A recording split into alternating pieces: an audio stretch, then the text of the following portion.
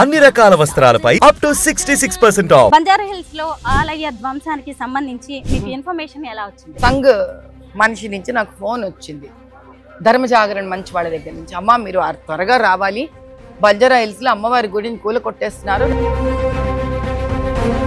ఒక బస్తీలో అమ్మవారి గుడికి రూల్స్ మాట్లాడుతున్నారు.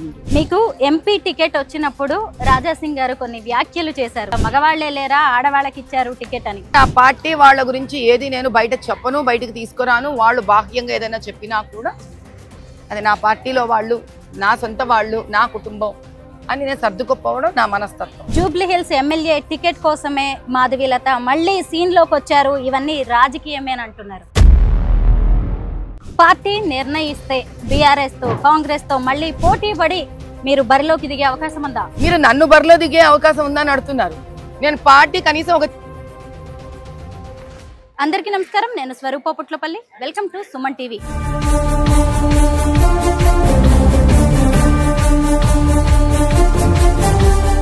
జూబ్లీ హిల్స్ ఎమ్మెల్యే మాగంటి గోపీనాథ్ మరణం తర్వాత అక్కడి సీటు ఏ పార్టీ నుంచి ఏ అభ్యర్థికి రాబోతుంది అనే దాని మీద విపరీతంగా చర్చ అయితే జరుగుతోంది. ప్రస్తుతం నాతో పాటు ఉన్నారు Lopamudra charitable trust Latama foundation chairman, అలాగే బీజేపీ పార్లమెంట్ అభ్యర్థి అయిన కొంపెల్ల మాధవీలత గారు. బంజారా హిల్స్ లో ఆలయ ధ్వంసం గురించి ఆమె చేసిన నిరసన అనేది జూబ్లీ హిల్స్ టికెట్ కోసమే ఆమె అంతా ఎన్నికల్లో భాగంగా స్టంట్ చేస్తున్నారని, ఇదంతా టెంపుల్ డ్రామా అని విమర్శిస్తున్న వారు లేకపోలేదు. కొంపెల్ల మాధవీలత గారితో మాట్లాడి దీని గురించి అనేక విషయాలు తెలుసుకుందాం. మేడం నమస్తే. నమస్కారం తల్లి. బంజారా హిల్స్ లో ఆలయ ధ్వంసానికి సంబంధించి మీకు ఇన్ఫర్మేషన్ ఎలా వచ్చింది? నేను యాక్చువల్లీ ఒక ట్రైబల్ వెల్ఫేర్ వాళ్ళది 4ంటికి నాకు ఒక ప్రోగ్రామ్ ఉండింది. వాళ్ళు ట్రైబల్స్ది ఏదో బట్టలు నేతలు అవన్నీ చేస్తున్నారమ్మా, మీరు రండి, మీరు చాలా మంది ఎస్టీ ఎస్సీల కోసం వర్క్ చేస్తున్నారు కదా అని అన్నారు. ఎందుకంటే నేను రీసెంట్గా ఏకలవ్య ఫౌండేషన్ నుంచి కూడా 4 ఎస్టీ ట్రైబల్ సెంటర్స్ని అడాప్ట్ చేసుకున్నాను. నేను ఐఎమ్ వర్కింగ్ ఫర్ దెమ్. ఇది కాక మీకు తెలియదే ఉంది తల్లి, హైదరాబాద్ నియోజకవర్గంలో ఎస్సీలు ఎస్టీలు ఆ బస్తీలు చాలా ఎక్కువ. మొన్ననే నాయక్ కాలనీలో కూడా ఇండ్లు నెత్తి మీద కూలి పడిపోతుంటే వాళ్ళకు కూడా ఇండ్లు ఇవ్వమని కలెక్టర్ గారి దగ్గరికి వెళ్ళి కూడా నేను చాలా నిరసన వ్యక్తం చేశాను. దాని పని మీదనే ఉన్నాను. ఇది కాక మీరు ఆశ్చర్యపోతారు, మొన్న బోనాలకి నాకు మూసీ దగ్గర ఉండే కమల కాలనీ దగ్గర నుంచి ఎస్సీ వాళ్ళు కూడా అంటే 25% ఉంటారు పాప వాళ్ళు అక్కడ. ఎంత దయనీయ స్థితి అంటే, అమ్మ మేము బోనాలు పెట్టుకున్నాం, మా దగ్గర రా తల్లి అంటే రాత్రి 9ంటికి అక్కడికి వెళ్ళి 11:30 వరకు బస్తీ అంతా తిరిగి వాళ్ళ దయనీయ పరిస్థితిని చూసి ఇక వాళ్ళ కోసం మంచినీళ్ళు కూడా అర్ధరాత్రి 12 నుంచి పొద్దున 4 వరకు వదులుతారంటే ఆడవాళ్ళందరూ ఏడుపు అక్కడ. అమ్మ మీకు ఎప్పుడు నీళ్లు పట్టుకొని లేచి మా పనులకు పోవాలి. సో బేసిక్గా నా జీవితమే వీళ్ళ మధ్యలో వీళ్ళ కోసమే జరుగుతూ ఉంది. గత 14 నెలల నుంచి మాత్రం టోటల్గా ఐ హావ్ డెడికేటెడ్. ఎందుకంటే సహజంగానే ట్రస్ట్ వ్యక్తిని కదా నేను, సమాజ సేవ చేసి బయటకు వచ్చాను కాబట్టి. ఈ ధోరణిలోనే నాకు ఈ ట్రైబల్ వెల్ఫేర్ వాళ్ళు ఫోన్ చేశారు, ఒక చిన్న ఎన్జిఓలు తయారీ అటు దిశగా వెళుతూ ఉన్నాను. నాకు ఫోన్ వచ్చింది, ఒక సంఘ్ మనిషి నుంచి నాకు ఫోన్ వచ్చింది, ధర్మ జాగరణ మంచి వాళ్ళ దగ్గర నుంచి. అమ్మ మీరు త్వరగా రావాలి, బంజారా హిల్స్ లో అమ్మవారి గుడిని కూల కొట్టేస్తున్నారు. 2 రోజుల నుంచి జరుగుతుంది ఇది. నిన్నంతా అంటే నిన్నటి రోజున ఆ ముందు రోజు మొన్న ఇట్లా జీపులలో కూడా వ్యాన్లలో వేసుకొని వెళ్ళిపోతున్నారు వీళ్ళని. అసలు నిరసన కూడా వ్యక్తపరచనివ్వట్లేదు వాళ్ళని. మొన్ననే పాపం బోనాలు కూడా చేసుకున్నారంటే నేను వెంటనే అన్నాను, నన్ను పిలుస్తున్నారంటే నాన్న లోకల్గా ఎవరు లేరా, వాళ్ళని పిలవండి ఫస్ట్ అంటే, లేదమ్మా మొన్నటి నుంచి చేస్తున్నారు వాళ్ళు, ఇది వర్కౌట్ అవ్వట్లేదు వాళ్ళకి. ఆ బస్తీ వాళ్ళే నన్ను రిక్వెస్ట్ చేశారు, నీకు అమ్మ నంబర్ తెలుసు కదా, అమ్మను ఒక్కసారి పిలిచు, మాకు న్యాయం జరుగుతుంది. నన్ను అమ్మ అన్నారంటే ఇంకా అది ప్రపంచంలో ఈ భూఖండం మీద ఎక్కడ ఉన్నా సరే ఇంకా నేను వెళ్ళిపోతాను. అది నా వీక్నెస్, నా స్ట్రెంగ్త్ అది. సరే ఇంకని చెప్పి వాళ్ళకి ఆ ట్రైబల్ ఆర్గనైజేషన్ వాళ్ళు ఎవరైతే పెద్ద ప్రోగ్రాం పెట్టుకున్నారో, తల్లి రామ్ తల్లి నేను ఇది రాలేను, ఏదో ఇబ్బందులో ఉన్నారంట వాళ్ళని చెప్పి ఇంకా వెళ్ళి ఇంకా అక్కడికక్కడ ఎలా అది నాకు అర్థం చేసుకుంటూ వెళ్ళాను. నాకు అర్థమైంది సిచ్యువేషన్. పాపం అక్కడ ఉండే వాళ్ళని దగ్గర కూడా రానిలే, కనీసం నన్ను అంతవరకన్నా రానిచ్చారు, ఆ గేట్ల వరకన్నా రానిచ్చారు. లోపలంతా డెమాలిషన్ అయిపోతా ఉంది. వాళ్ళేమో ఏడుపు బాధ, బస్తీ ఆడవాళ్ళందరూ. అసలు అది నాకు అర్థం కానిది ఏంటంటే, 100 గజాలు ఏం కొంపలు మునిపినాయమ్మా. 80 ఏళ్ళు 100 ఏళ్ల నుంచి వాళ్ళ నమ్మకం, వాళ్ళ దేవుడు, వాళ్ళ అమ్మవారు బోనాలు చేసుకున్నారు. మీరు ఆలోచించండి ఎలా ఉంది. నిన్న బోనాలు చేసుకొని ఈరోజు అమ్మవారిని పెకిలించి తీసి అవతల పారేస్తున్నారు అంటే దేవుడు మనకు ఒక విగ్రహం ఒక రాయో కాదు కదమ్మా, నమ్మకం. మేడం మన సెంటిమెంట్స్ వేరు, ఎమోషన్స్ వేరు, రూల్స్ వేరు. లేదమ్మా, పాటించాల్సిందే కదా. ఏ రూలు? ఫాతిమా కాలేజీ కొలగొట్టకపోవడం ఏ రూల్ చెప్పు? వాళ్ళ ఇష్టమేనా? మీరు హైదరాబాద్ ఇప్పుడు నాయక్ బస్తీ ఉంది, 40 కుటుంబాలు, లంబాడీ వాళ్ళు, ఎస్టీ వాళ్ళు పెచ్చులు విరిగి తలల మీద పడి విరిగిపోయి తలలు దెబ్బ తగిలి బ్లీడ్ అయ్యి రక్తం వచ్చిన వాళ్ళు ఉన్నారు.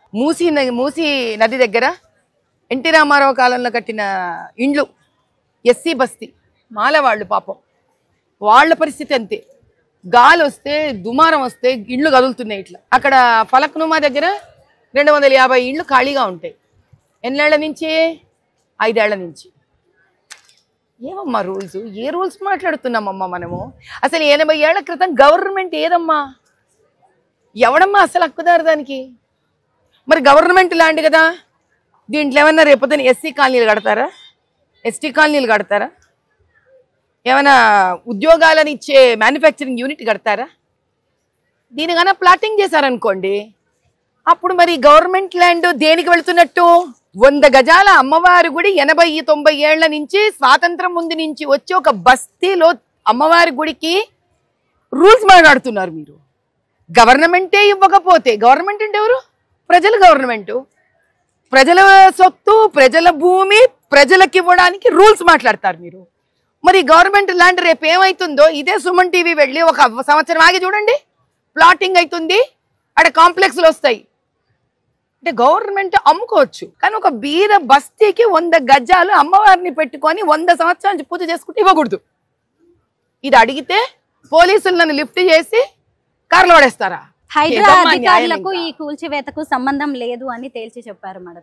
ఎవరు చేశారంటారు ఇది? చూడమ్మా, మీకు మాట చెప్తా, హైడ్రాకు సంబంధం లేదు, వెరీ గుడ్, మీ మాటే మాట్లాడతా నేను, వేరే కొత్తగా మాట్లాడడానికి ఏముంది? హైడ్రాకు సంబంధం లేదు, వెరీ గుడ్. మరి పోలీసులు ఎవరికి పని చేస్తున్నారు అంటే గవర్నమెంట్కి సంబంధం లేకుండా, హోమ్ మినిస్టర్ గారికి తెలియకుండా పోలీసులు ఇండిపెండెంట్ గా, జిహెచ్ఎంసీ ఇండిపెండెంట్ గా, ఎంఆర్ఓ ఇండిపెండెంట్ గా వాళ్ళ పనులు వాళ్ళు చేసుకుంటున్నారా? They need to be arrested immediately. వాకప్ చేయాలి మరి దీని గురించి. ఇది ఇంకా అంతకన్నా పెద్ద నేరం ఇది. గవర్నమెంట్ ఒక ఉత్తర్వులు లేకుండా నీకు పోలీస్ డిపార్ట్మెంటు, ఎంఆర్ఓ, జిహెచ్ఎంసీ వచ్చి దాన్ని పెకిలించి ఎత్తుకొని వెళ్ళారు అని అంటే, ఈ హోమ్ మినిస్టర్ అయిన రేవంత్ రెడ్డి గారు మరి ఆయనే కదా జవాబుదారి. మరి ఎవరు ఆదేశాల మేరకు వీళ్ళు పనిచేశారు ఎట్లా అంటే?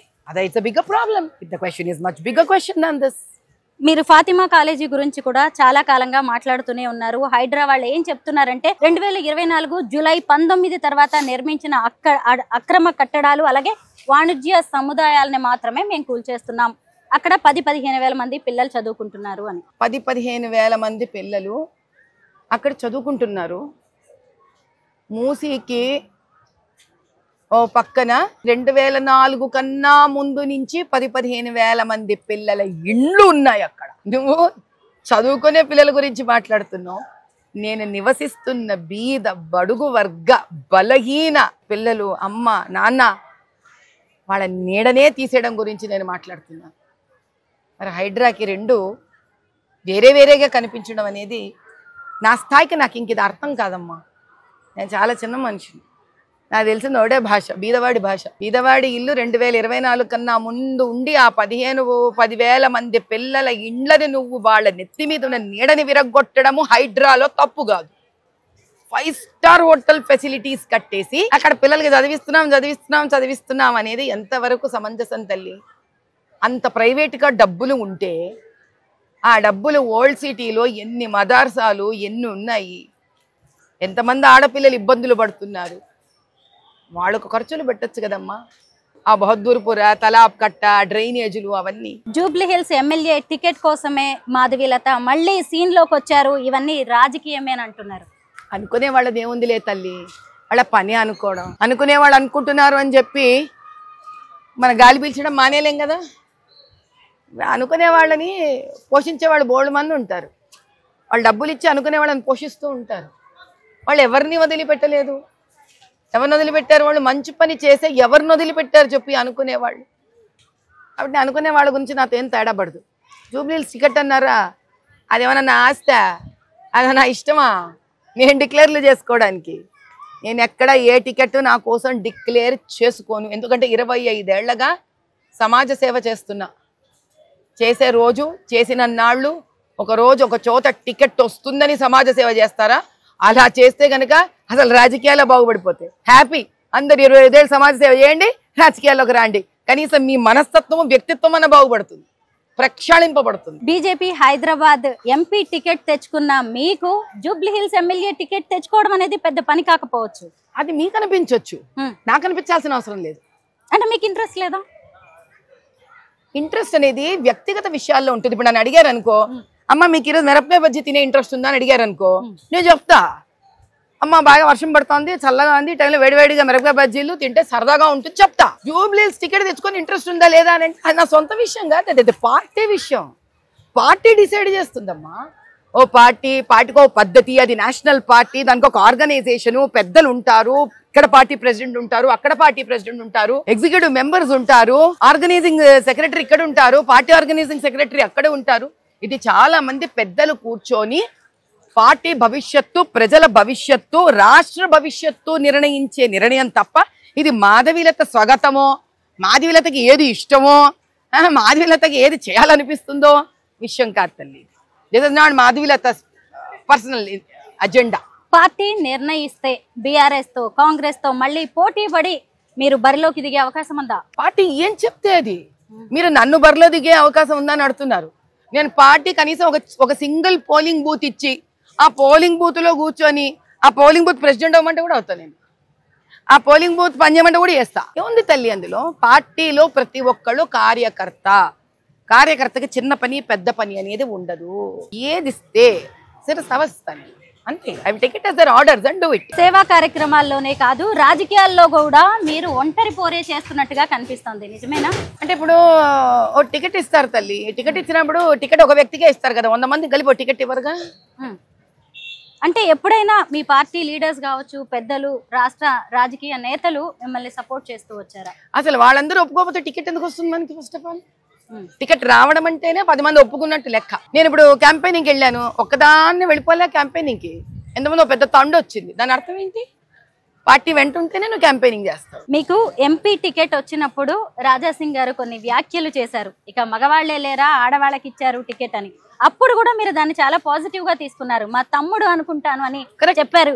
ఇప్పుడు ఆయనే పార్టీలో నుంచి వెళ్ళిపోయారు, ఏమంటారు దీని మీద? ఆ రోజు అతను నా తమ్ముడే కాబట్టి నా పార్టీ వాళ్ళ గురించి ఏది నేను బయట చెప్పను, బయటకు తీసుకురాను. వాళ్ళు బాహ్యంగా ఏదైనా చెప్పినా కూడా అది నా పార్టీలో వాళ్ళు, నా సొంత వాళ్ళు, నా కుటుంబం అని నేను సర్దుకుపోవడం నా మనస్తత్వం. ఈరోజు ఆయన పార్టీ నుంచి వెళ్ళిపోయాక రకరకాల ఉద్దేశాలు ఏవేవైతే ఉన్నాయో వాటి గురించి నేను క్లారిఫికేషన్ ఇవ్వడం జరిగింది. ఇంకా ఒకటే విషయం పాడిందా పాటరా పాచపళ్ళ దాసరా అని చెప్పుకుంటూ ఉండాల్సిన అవసరం నాకు లేదు. నాకు చేయాల్సిన కార్యక్రమాలు బోల్డ్ ఉన్నాయి, ఎన్నో మంచి పనులు ఉన్నాయి, అవి చేసుకుంటే వెళ్ళిపోవడమే. కాలంలో ముందుకు వెళ్ళిపోవడం నేర్చుకోవాలి వ్యక్తులు. బీజేపీ తెలంగాణ అధ్యక్షుడిగా రామచంద్రరావు గారు వచ్చారు, ఎలా ఉండబోతోంది మళ్ళీ ఇక మీదట బీజేపీ రాష్ట్రంలో? అద్భుతంగానే ఉంటుంది. అధిష్టానం కదా ఎంచుకుందాన్ని, అధిష్టాన నిర్ణయాన్ని మాట్లాడే హక్కు, అధికారము, యోగ్యత, అనుభవం ఏవీ లేదు. అధిష్టానం ఏం చేసినా రాష్ట్రం కోసం, రాష్ట్రం మంచి కోసం, రాష్ట్రం క్షేమం కోసం, బీజేపీ క్షేమం కోసమే చేస్తుంది. కాబట్టి చక్కటి నిర్ణయమే తీసుకుంది. ఆ నిర్ణయంలో భాగంగానే తప్పకుండా బీజేపీ తెలంగాణ రాష్ట్రంలో బీదలకు, బడుగు వర్గాలకు, యోగ్యత ఉన్న వాళ్ళందరి కోసము కూడా ఖచ్చితంగా పనిచేస్తుంది. కొత్త మా అధ్యక్షుడి ఆధ్వర్యంలో అందరం కలిసిమెలిసి ఐకమత్యంతో పనిచేస్తాం. బీజేపీ అధిష్టానం ఏం చేస్తుందో చివరి నిమిషాల వరకు కూడా ఎవరికీ తెలియదు. ఎందుకంటే బీజేపీలో ఎమ్మెల్యేలుగా ఓడిపోయి ఎంపీలుగా గెలిచిన వాళ్ళు ఉన్నారు, కేంద్ర మంత్రులు కూడా అయ్యారు. అలాగే మేము మాధవీలత గారిని ఏదైనా ఊహించవచ్చా కొత్తగా ఎమ్మెల్యేగా? మా బీజేపీగానే ఊహించలేకపోయినా ఇక నేనే ఊహిస్తా తల్లి. నా గురించి నువ్వు చెప్పు. మరి ప్రశ్న నీ దగ్గర ఉంది, సమాధానం నీ దగ్గర ఉంది. నేను కూడా ఏమీ ఊహించలేను తల్లి. నేను ఊహించగలిగింది ఒకటే, నా సమాజ సేవ, Lopamudra charitable trust, Latama foundation పేరు మీద. నువ్వు ఊహించకుంటే కనుక చెప్పు. బ్రహ్మాండంగా నేను కార్వాను, దాని తర్వాత మల్కాజిగిరిలో, దాని తర్వాత చాలా చోట్ల ఏరియాస్లో కూడా గోషామేలు, అన్ని నియోజకవర్గాల్లో నన్ను ఎవరెవరు ఎక్కడెక్కడైతే సహాయం కోరుతూ ఉంటారో ఆ ఏరియాలన్ని చోట్ల కూడా వెళ్ళి గవర్నమెంట్ స్కూళ్ళల్లో కానీ ఆ పిల్లలకి సహాయపడడం, నాకు చేతనైన నా సమాజ సేవలో నేను ఇంకా I'm back to my social service. Madam, Borabanda ప్రాంతంలోని గవర్నమెంట్ స్కూల్స్ కి వచ్చారు మీరు, అలాగే కాలేజెస్ కి వచ్చి ఇక్కడ స్టైపెండ్స్ గురించి చెప్తున్నారు. ఏం ఆ పిల్లలకి మీరు స్పీచ్ ఇస్తూ ఉన్నారు? ఏం లేదు, బీదరికం అనేది నేను ఆ బీదరికం చూసే పైకి వచ్చాను కాబట్టి బీదరికం అనేది ఏ పిల్లవాడిని కూడా ఏ అమ్మాయిని కూడా విద్య నుంచి దూరం చేయకూడదు తల్లి. నిస్సహాయత నిస్ఫూర్తి రాకూడదు వాళ్ళలో. ఎప్పుడూ కూడా ఉత్సాహంగానే బీదరికం అనేది ఒక ఫైర్, అగ్ని లాంటిది. అంటే నేను ఏదో చెయ్యాలి, ఏదో సాధించాలి అని ఒక దిశలో తీసుకొని వెళ్ళేదే నిజంగా బీదరికం. ఏమీ లేవు కాబట్టి నాకు ఇవి కావాలి అని కోరుకుంటాడు బీదరికంలో ఉన్నవాడు. అలాంటి ఉత్తేజం వాళ్ళలో ఉండాలి. ఎందుకంటే నిజంగా చెప్పాలంటే రాజకీయ పరంగా చేసే కార్యక్రమాలు పోరాటాల తర్వాత అలా గవర్నమెంట్ స్కూల్ పిల్లల మధ్యలో వస్తే నేను చాలా రీజువినేట్ అవుతుంటా. యాక్చువల్లీ ఆ పిల్లలు వాళ్ళ మెత్తదనం, వాళ్ళ అమాయకం, వాళ్ళ ప్రేమ, వాళ్ళ మంచితనంతో నేను రీజువినేట్ అవుతూ ఉంటాను. చాలా చాలా ఆనందంగా ఉంటుంది వాళ్ళ మధ్యలో కూర్చొని ఆ నిర్మలమైన వాతావరణంలో వాళ్ళతో కాస్త టైం స్పెండ్ చేస్తూ.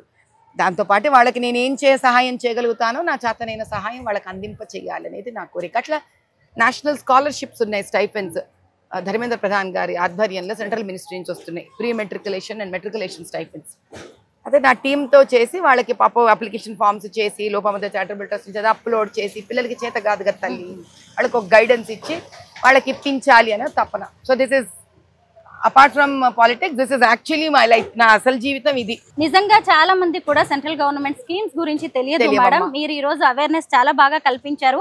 అయితే దాని మీద ఇచ్చిన పాంప్లెట్ లో మాత్రం లోపముద్ర చారిటబుల్ ట్రస్ట్ అంటూ మీ ఫోటోలు ముద్రించడం అనేది కొంత ఏంటిది అనే ఇంట్రెస్ట్, క్యూరియాసిటీ క్రియేట్ చేసింది. ఏమంటారు? అందులో ఏంటి అని అంటే నా ఫోటో మాత్రమే పెడితే బీజేపీ పార్టీది అనుకుంటారు కాబట్టి ఇది పార్టీ పరంగా రాలేదు, ఇది రాజకీయ పరంగా కాదు. ట్రస్ట్ ద్వారా మేము ముందుకొచ్చి అమ్మా మీరు సర్టిఫికెట్లు తెచ్చుకోండి, నేషనల్ స్కాలర్షిప్, నేషనల్ స్కాలర్షిప్ నేను కాదు కదా, సెంట్రల్ గవర్నమెంటే national scholarship, pre matriculation scholarship. అందులో నా ఫోటో, ఎందుకంటే నేను వచ్చినప్పుడు లోపముద్ర చారిటబుల్ ట్రస్ట్ ద్వారా నేను వస్తున్నాను, నేను పార్టీ తరపునో రాజకీయ పరంగానే రాలేదు. ఇది ఒక నా social service part of my life. అందులో ఇవి సర్టిఫికెట్స్ మీరు తెచ్చుకోండి తల్లి, తెచ్చుకోండి నాన్న. ఇది క్లారిటీ కోసం, ఎందుకంటే చిన్నపిల్లలు కదా, మేము 4 చెప్పి వెళ్ళిపోతాం, ఇంకో 2 మర్చిపోయి వస్తారు వాళ్ళు. దానివల్ల టైం అయిపోయింది అనుకో, అనవసరంగా పిల్లలకి స్కాలర్షిప్ రాదు. అందుకు ఒక పేపర్ మీద ఇవన్నీ మీరు తెచ్చుకోండి అని ఒక పేపర్ మీద పెట్టి వాళ్ళకి రాసుకొని మళ్ళీ ఇబ్బంది పడకుండా ఈ ప్రింట్అవుట్, ఎందుకంటే నేను ఆలోచిస్తాను ఆ ప్రింట్అవుట్ వాళ్ళ చేతికి ఇచ్చి ఎందుకు తెచ్చుకోవాలి, ఎలా తెచ్చుకోవాలి, వాళ్ళకి బ్యాంక్ అకౌంట్లు లేకపోతే అది కూడా మనమే ఇక్కడ బ్యాంక్ వాళ్ళని రిక్వెస్ట్ చేసి నేషనలైజ్డ్ బ్యాంక్ వాళ్ళని ఇక్కడ పిలిపించుకొని వద్దాం. నేను ఒక 30-40 మందిని మా ఆఫీస్ నుంచి తీసుకొని ల్యాప్టాప్స్తో వస్తే వాళ్ళకి అక్కడే అన్ని అప్లోడ్ చేసి ఫినిష్ చేయొచ్చు అని. ఇంకా ఎక్కడెక్కడ ఈ అవేర్నెస్ కార్యక్రమాలు చేయబోతున్నారు? ఎన్ని గవర్నమెంట్ స్కూల్స్ ఉన్నాయో, కాలేజెస్ ఉన్నాయో నాకు చేతనైన అవన్నీ కవర్ చేస్తానన్న. టార్గెట్ ఈస్ టు రీచ్ అట్లీస్ట్ 10,000 పిల్లల్ని రీచ్ అవ్వాలి, గవర్నమెంట్ స్కూల్ పిల్లల్ని మాత్రమే అనేది నా ఆలోచన. గొప్ప విషయం మేడం, ఖచ్చితంగా అభినందించాల్సిందే. ఎందుకు అంటే ఇప్పుడు మనం ఉన్నది బోరబండ ప్రాంతంలో కాబట్టి ఇది కూడా జూబ్లీ హిల్స్ నియోజకవర్గంలోకి వచ్చే అవకాశం ఉంది కాబట్టి అసలే మీడియాకి చాలా ఇంట్రెస్ట్ ఉంటుంది, ఇది కూడా ఎలక్షన్ స్టంటే అని చెప్పి. ఏముంటుందమ్మా, నువ్వు తాటి చెట్టు కింద నిలబడి పాలు తాగే ఉంటే నువ్వు కలు తాగుతున్నావే అంటారు. మీడియా పని అది కదా తల్లి. మీరు అలా అంటూ ఉంటేనే ప్రజలకు సరదా. ఇప్పుడు నువ్వు దీనే టక్కునే తమ్మునేలు వేస్తావు, ఆ తమ్మునేలు చూడంగానే ఉత్సాహంతో ఓ చూసేస్తారు. అనుకునే వాళ్ళది ఏముంది తల్లి, ఏమన్నా అనుకోవచ్చు. చాలా మందికి తెలియని విషయం ఏంటి అని అంటే 4-5 ఏళ్ల క్రితమే మా పిల్లలు బోరబండలో చాలా మంది బస్తీ పిల్లలకి చదువు చెప్పారు. ఆ బోరబండలోంచి పిల్లాడు ఒకటి నా దగ్గర పని కూడా చేస్తాడు. ఇక్కడ రారా కుమార్ దా తెలుసుకోని ఈరోజు నీకు అక్క ఎప్పుడు సంది తెలుసురా? అద్దు మరి ఆ రోజు మాధవిలత రాజకీయాల్లో కూడా లేదే, నాతోనే పనిచేస్తాడు.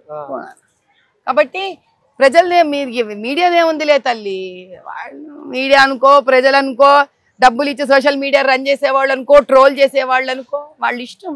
ఈరోజు నేను ఇక్కడున్నా, రేపు నేను కార్వాన్లో ఉండబోతున్నా జియాగూడలో.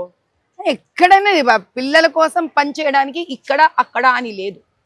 నేను ప్రతి చోట ఉంటా, ప్రతి చోట పనిచేస్తాను, ఎందుకంటే నేను సమాజ సేవికురాలిని. I'm a social worker. మొత్తానికి పిల్లల్లో మిమ్మల్ని చూడగానే వచ్చిన రెస్పాన్స్ ఏంటో నేను గమనించాను కళ్ళారా. బాగుంది, టీచర్స్ కూడా అందరూ చాలా హ్యాపీ ఫీల్ అవుతున్నారు. ఏది ఏమైనా రాజకీయాలకి అతీతంగా చూసినప్పుడు మీలాంటి శక్తివంతమైన మహిళలు ఇలా ప్రజా సేవలో ఉండాలి, ప్రజలతోనే ఉండాలి, ప్రజల కోసమే పనిచేయాలని మేము కోరుకుంటున్నాం. Thank you so much. చాలా సంతోషం.